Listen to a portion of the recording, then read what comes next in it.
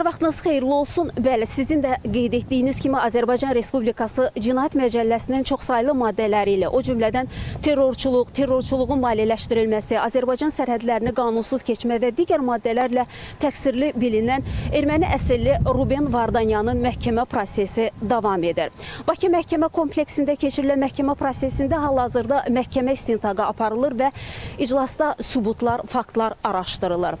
Qeyd edək ki, Ruben Vardanyana qarşı irəli sürülən ittihamlardan biri onun Azərbaycan sərhədlərini qanunsuz keçməsidir. Belə ki, 2022-ci ilin sentyabrında Ruben Vardanyan Azərbaycanın nəzarət buraxılış məntəqələrindən olmadan qanunsuz yolla Ermənistan ərazisindən keçməklə Azərbaycana gəlib və Qarabağda məskunlaşıb. O zamanlar Rusiya sülh məramlarının yerləşdiyi ərazilərdə məskunlaşıb. Bundan sonra isə onun digər əməlləri başlayıb. Ruben Vardanyana qarşı irəli sürülən maddələrdən biri terrorçuluq, terrorçuluğun maliyyələşdirilməsidir.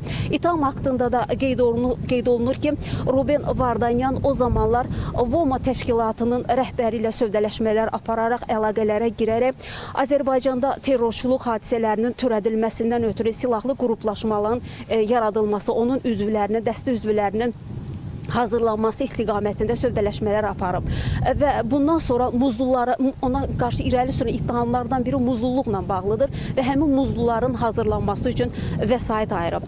Və ittiham haqqında irəli sürülən terrorçuluğun maliyyələşdirilməsi maddələrindən biridir və qeyd olunur ki, Ruben Vardanyan o zamanlar Azərbaycanın xüsusi xidmət göstərən xarici ölkələrdə xidməti vəzifələrində olan və eyni zamanda diplomatik korpuslarda çalışan Azərbaycan vətəndaşlarının hədəfə götürülməsi, onlara qarşı terror hadisələrin törədilməsi ilə bağlı təşəbbüslə çıxış edib.